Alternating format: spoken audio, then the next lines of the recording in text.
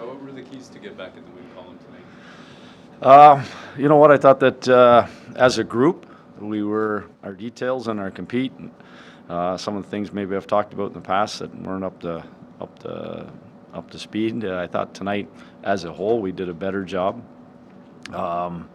As much as you saw their speed, I thought that we did a really good job of having numbers, getting numbers back whenever possible. And I just thought it was a good, solid game where we forced them to play in their end a lot more, certainly than we did down in Buffalo, and we got rewarded for it.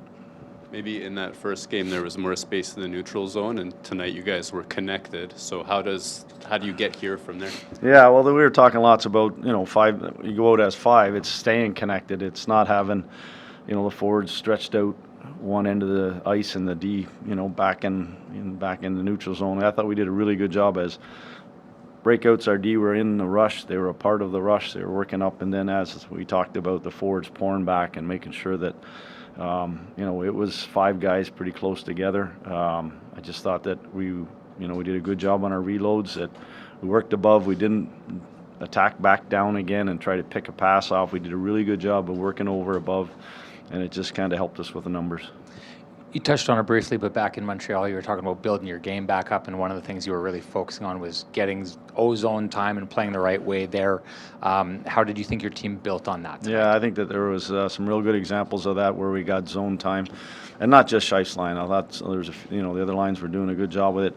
I thought that sort of the building part coming off Montreal was we didn't give up any real rush chances against Montreal, and that was sort of the help tonight to kind of sort of play into that, showed some stuff and kind of worked off of what we were doing there. And it's when you can frustrate teams like that and keep them the outside. A lot of their shots, I know they had a lot.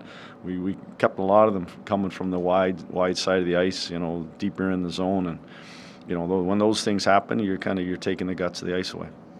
Scott, we were all trying to think of the last time we've seen Adam Lowry line up on the wing. No. Well, you didn't see it. Good Jonathan was taking some draws, right? Jonathan took the offensive draws. Lau took the D zone. Yeah, so is that who's the centerman? Well, we were wondering, but it is. So it was more like Jonathan was moved to the wing. Yeah. What was just the thinking behind that? I talked to you know what, it was kind of a little bit what Buffalo was doing, who I wanted to match up against. It was exactly that. When we had an offensive draw, JT was taking a draw and was in the middle.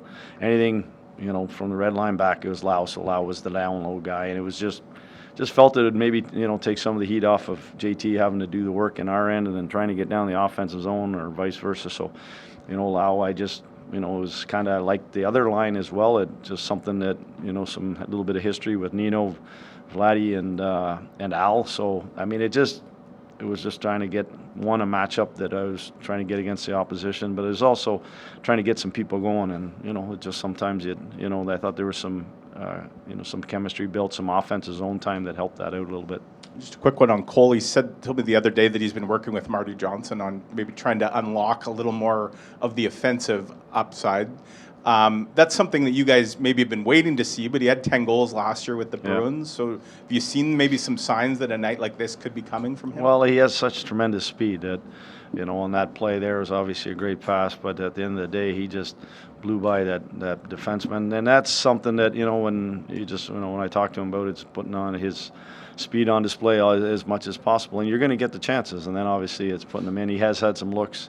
He has had some opportunities. I know he was squeezing his stick like a lot of guys, but at the end of the day, it was great to see him get his first.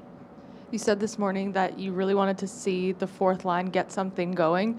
How much did they give you a reason to keep them together? I think I said all four lines going.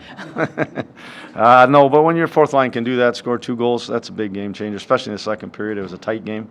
Like I mentioned, we did a good job of not trying to open it up, and then when those guys get that opportunity like that breakaway and a 2-on-1 or 2-on-0, whatever it was, I mean that's big for our group. I don't know if you saw our bench. Our bench was pretty excited about it as well. So it just takes a little bit of the heat off everyone else. Good, thanks.